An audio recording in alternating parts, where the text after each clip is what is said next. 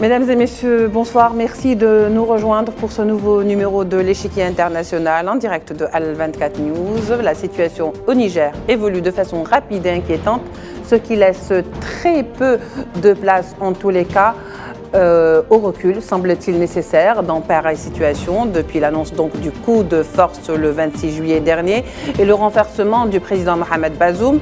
Les événements prennent une tournure de plus en plus dangereuse. D'un côté, les putschistes affirment leur prise de pouvoir et ne veulent rien négocier. De l'autre, la communauté internationale ou celle de la CEDEAO, celle donc la communauté de l'Afrique de l'Ouest qui demande et exige la libération, voire même le retour de Bazoum à la tête du pays. Les États de la CEDEAO réunis aujourd'hui à Abuja tentent de trouver un consensus pour parler d'une seule voix contre le Niger. Une médiation même a été dépêchée à Niamey pour tenter de désamorcer la tension. Quelles attentes, quelles craintes après l'expiration de l'ultimatum imposé par la CEDEAO? Tous ces éléments de réponse, nous les retrouverons dans un petit moment.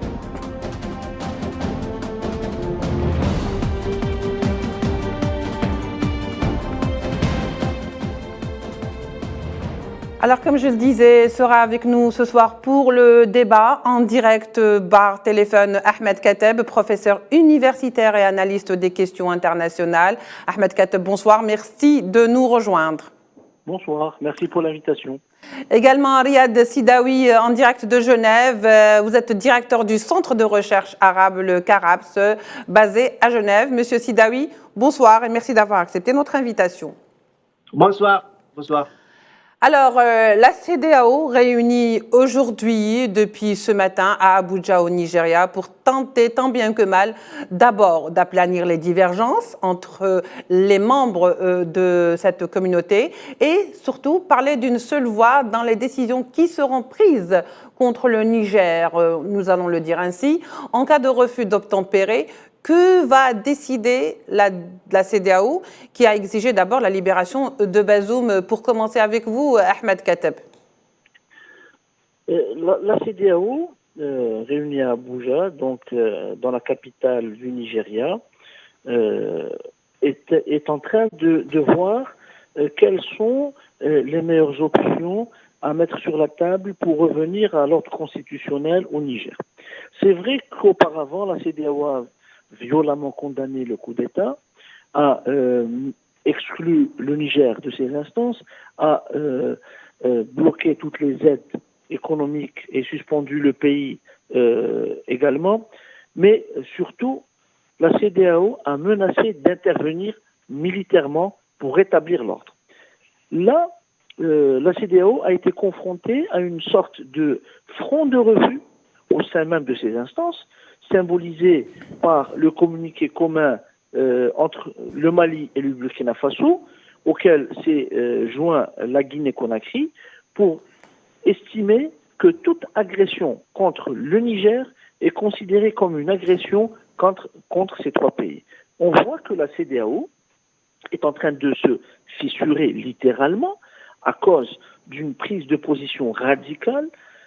C'est vrai que la communauté économique des États de l'Afrique de l'Ouest est un sous-groupe régional de l'Union africaine, mais est-ce qu'elle a le droit d'intervenir directement sans qu'il y ait un mandat du Conseil de paix et de sécurité de l'Union africaine à Addis Abeba, et encore plus un mandat des Nations Unies, du Conseil de sécurité des Nations Unies, pour pouvoir intervenir? Là est la grande question. Le président du Nigeria, qui a succédé à Mohamed Buhari, Bola Tinubu, a une certaine conception de l'ordre démocratique. Donc, il s'est empressé à prendre cette position, entre guillemets, radicale. Est-ce un empressement dû à des considérations internes à son pays, lui qui a connu une contestation lors de son élection, ou est-ce un empressement dû à une stratégie régionale et internationale qui replace le Nigeria en tant que gendarme de la région, comme il a été durant le début des années 2000, On se souvient tous que le Nigeria avait fourni le plus gros des contingents militaires pour intervenir en Sierra Leone après un coup d'État sous le titre de l'ECOMOG. Donc, des questions restent posées. On attend de voir les prochaines heures pour y voir plus clair. Absolument, Ahmed Kateb. Riyad Sidawi, dans un contexte très tendu après le coup d'État au Niger, les chefs d'état-major se retrouvent aujourd'hui à Abuja, qui n'ont pas écarté un recours à la force contre les putschistes. Ils se réunissent. Pendant ce temps, un émissaire du Conseil militaire nigérien est arrivé, lui, au Mali, pour tenter de un petit peu examiner la situation de près. Alors, pour parler d'une éventuelle intervention militaire également de la CEDEAO, quels sont les dangers d'une intervention si elle venait à se faire? À mon avis, ça sera catastrophique sur tous les plans, le plan humain, tout d'abord. Oui, alors on va retrouver Riyad Sidawi dans un petit moment. On se retourne donc vers vous, Monsieur Ahmed Kateb. Je disais, dans ces cas-là, quelle serait, si une intervention militaire était envisagée, comme on le dit, quelles seraient les conséquences d'une intervention militaire dans la région?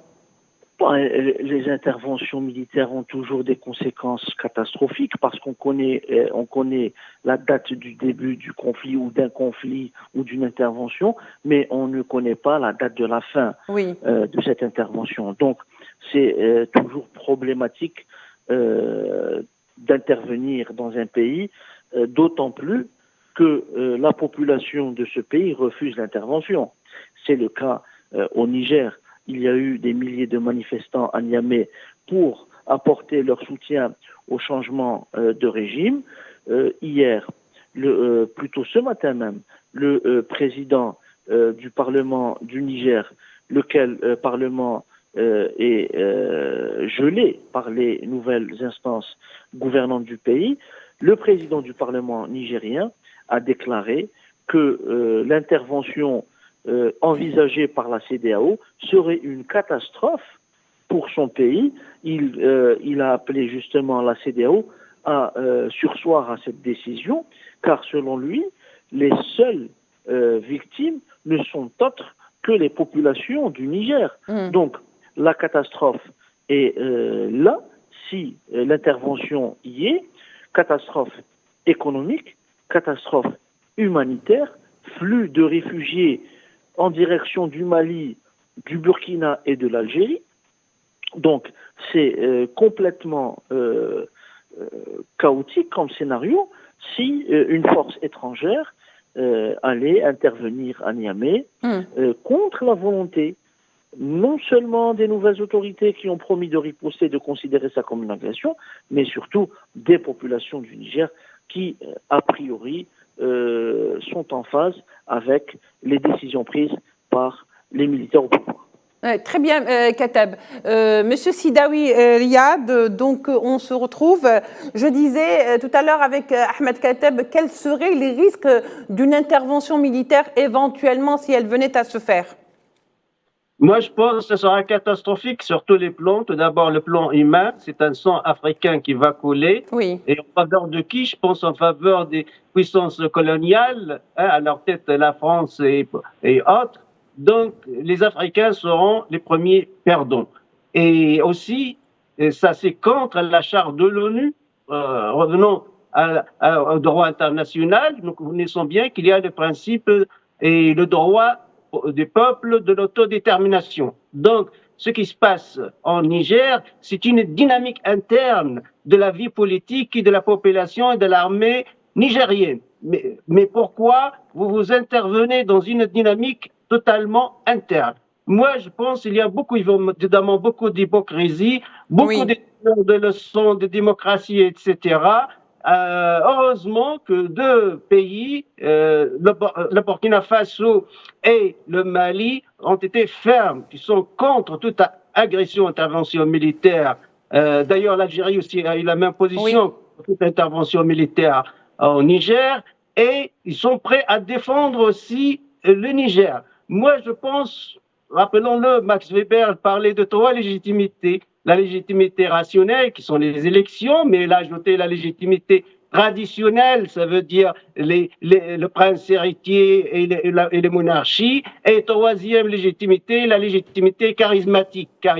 Nasser, à titre d'exemple, était un chef charismatique quand il a fait le coup d'État militaire le 23 juillet 1952 en Égypte. C'est devenu une révolution sociale très profonde. Donc, aussi, on peut parler de la légitimité révolutionnaire. Nous remarquons que des États africains qui sont souvent surexploités par la France, aujourd'hui, ils se révoltent contre l'ancien colonisateur. Commençons par le Mali, puis le Burkina Faso et aujourd'hui le Niger. Ils sont en train d'exploiter, profiter de l'occasion en or qu'a fourni le changement du monde, parce que nous sommes face à un nouvel ordre mondial. Ça nous rappelle aussi les années 50 et 60, quand il y a eu des coups d'État, certes militaires, mais révolutionnaires, qui ont un programme politique anti-impérialiste à l'époque et qui trouvent comme allié l'Union soviétique. Aussi, à mon avis, ces scénarios se répètent. On a vu que les manifestants nigériens, d'ailleurs la population nigérienne apparemment n'est pas anti ce coup d'État militaire, n'est pas très enthousiaste pour le président du Niger. Donc, on a vu les manifestants qui hissent le drapeau russe et qui brûlent le drapeau français. Et à mon avis, ça c'est très révélateur. Il faut comprendre profondément, sociologiquement, ce qui se passe dans cette dynamique interne propre à la population et à la vie politique du Niger. Oui, très bien. Ahmed Kateb, il faut croire aussi que la CEDEAO qui se réunit aujourd'hui pour prendre une décision d'ici vendredi, la date où expire cet ultimatum lancé aujourd'hui au Niger. La question qui intervient et vient à l'esprit, c'est pourquoi, dès le début de cette crise, de ce coup d'État, immédiatement, la menace d'intervention a été brandie sans même donner une chance, par exemple, ce qu'on appelle aux facteurs dialogue, par exemple, aux négociations, contrairement aux autres coups d'État. Écoutez, il y a des enjeux propres à la situation au Niger. Le Niger, avec le Tchad, reste pratiquement, ce sont les deux derniers pays de ce qu'on appelait jadis le G5 Sahel. Oui. Qui comprenait le Mali, le Burkina Faso, le Niger, la Mauritanie et le Tchad. Donc il reste Mauritanie et Tchad. Actuellement, le Niger semble avoir quitté cet ensemble. Et le Niger avait une place centrale dans l'échiquier sécuritaire français notamment.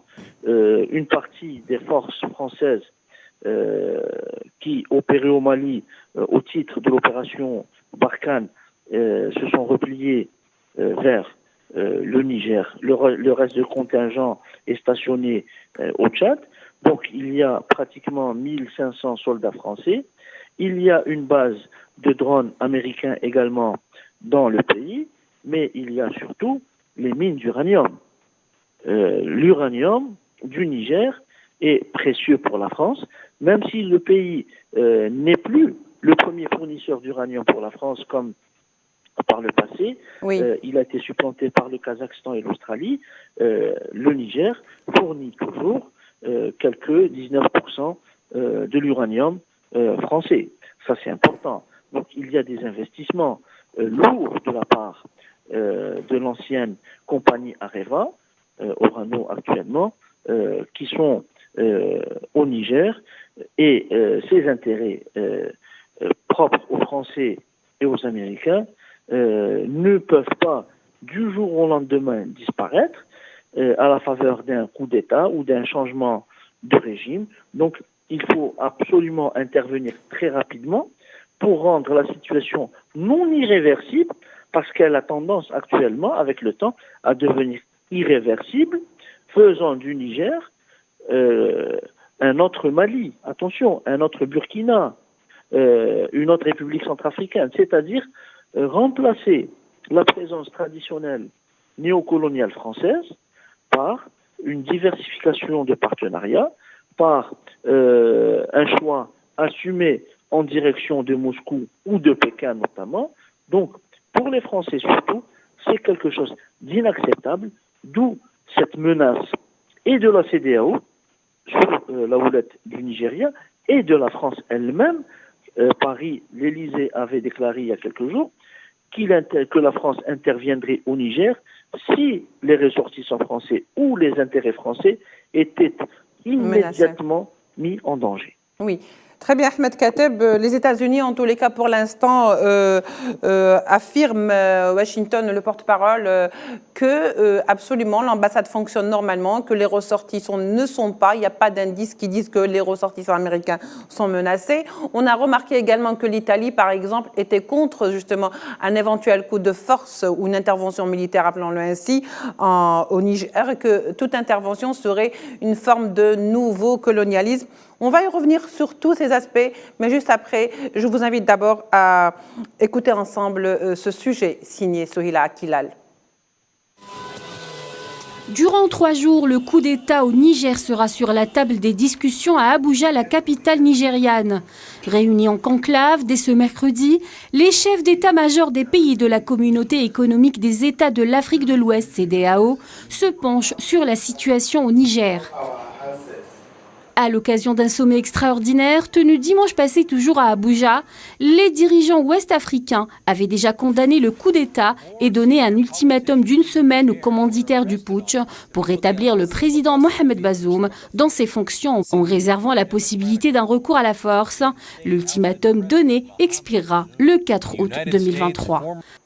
Par ailleurs, la CEDEAO a décidé de sanctions financières, notamment la suspension de toutes les transactions commerciales et financières entre ses États membres et le Niger, ainsi qu'un gel des avoirs pour les responsables militaires impliqués.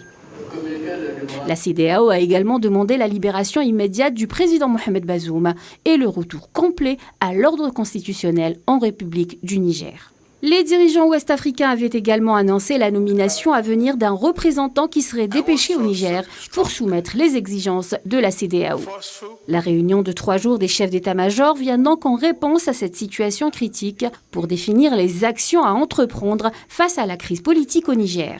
A contrario, le Burkina Faso et le Mali, voisins du Niger, ont eux affiché leur solidarité avec les putschistes en affirmant dans un communiqué, je cite, que toute intervention militaire pour rétablir Mohamed Bazoum serait considérée comme une déclaration de guerre à leurs 2 pays et entraînerait le retrait de la CEDEAO, ainsi que l'adoption de mesures de légitime défense en soutien aux forces armées et au peuple du Niger.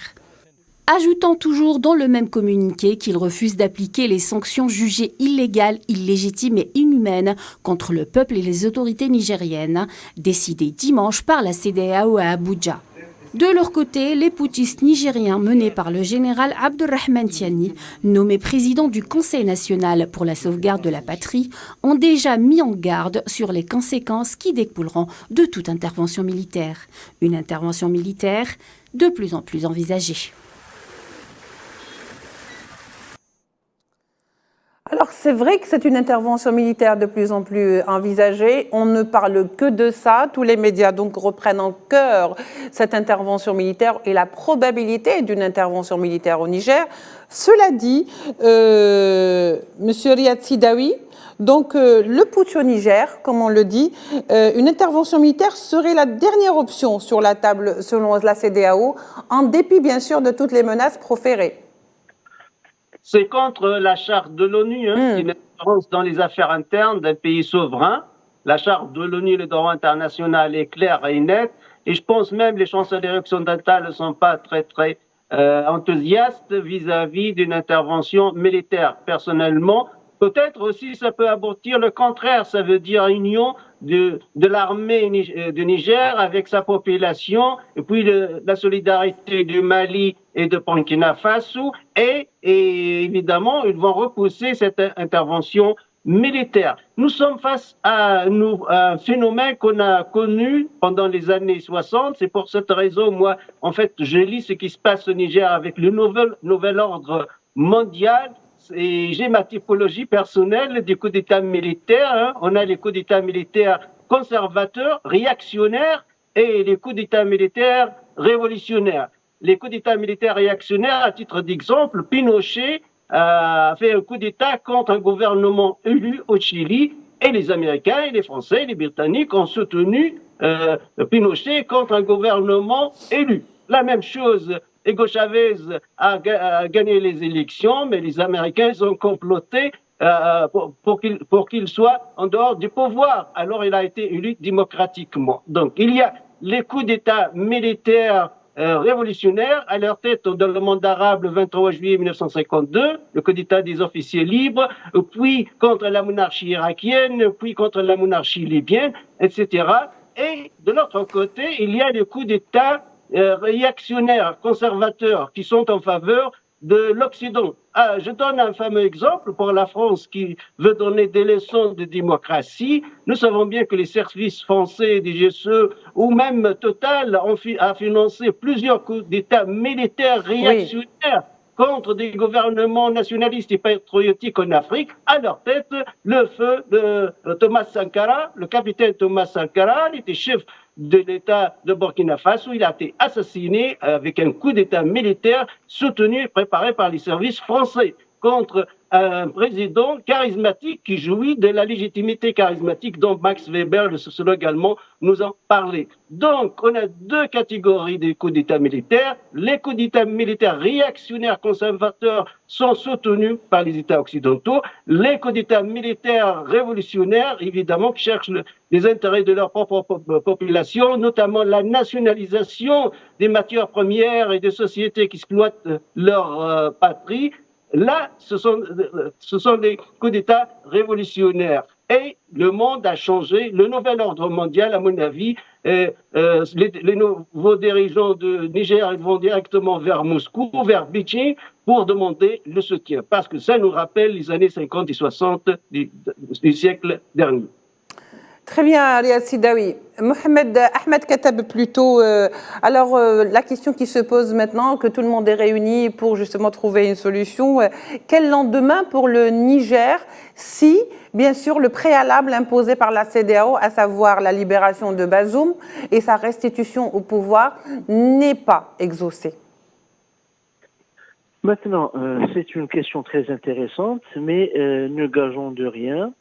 Le président déchu Mohamed Bazoum est toujours reclus au sein du siège de sa résidence, mais libre de ses mouvements dans sa résidence et libre dans ses contacts notamment avec l'extérieur du pays surtout. C'est un point important à relever. Le président Bazoum n'est pas en prison ou dans une cellule, il est dans sa résidence et libre à lui d'appeler, de recevoir des communications, etc. Le deuxième point important, c'est que le fait que le nouveau pouvoir militaire ait nommé des gouverneurs, donc est dans une optique, dans une logique de durabilité dans le temps, et là, ça veut dire qu'il y aura forcément négociation. L'ancien président Mamadou Issoufou se présente comme un médiateur interne. Il y a la médiation du président béninois. Le président du Tchad, Mohamed Idriss Déby Itno Junior, donc, a fait le déplacement à Niamey pour voir de plus près la situation. Il y a des tentatives de médiation, de négociation pour pouvoir comprendre ce qui se passe et trouver les meilleures alternatives. Oui, très bien, Ahmed. Il y a donc cette voie médiane. Oui. Et je pense que la CEDEAO va pencher pour cette voie médiane, d'autant plus que les textes de l'Union africaine ne prévoient pas une intervention directe et brutale comme celle promise par le Nigeria. Oui. C'est important de le souligner. Les textes de l'Union africaine, notamment si on remonte jusqu'à l'année 1999 et les deux déclarations d'Alger à l'occasion du 35e sommet de l'OUA qui condamne tout changement anticonstitutionnel. La déclaration d'Alger a été reprise par la déclaration de Lomé en 2000 et cette mention a été inscrite au sein de la charte de l'Union africaine après sa création. Il y a des mécanismes pertinents. Il y a un canevas de procédure, notamment le fait d'exclure et de geler la participation de l'État sujet à ce changement anticonstitutionnel dans les instances dirigeantes de l'Union africaine. Après, il y a des sanctions économiques et il y a en parallèle des missions d'exploration et de médiation avant d'arriver à la solution ultime. Très bien. On ne connaît Ahmed pas, Kateb, depuis l'instauration de l'Union africaine, une intervention directe pour changer un régime lui-même issu d'un putsch ou d'un coup d'État. très bien. Donc il faut être prudent et attendre ce que demain, de quoi demain sera-t-il fait. Très bien, donc c'est un petit peu la fin de cette émission, c'est la fin de cette émission et même pas un petit peu. Je remercie donc mes invités, Ahmed Kateb, professeur universitaire et analyste des questions internationales, et Riyad Sidawi, directeur du Centre de recherche arabe le CARAPS. Messieurs, je vous remercie d'avoir été avec nous pour cet éclairage. Mesdames et messieurs, merci de nous avoir suivis. On se retrouve demain pour un nouveau numéro de l'Échiquier international. Au revoir.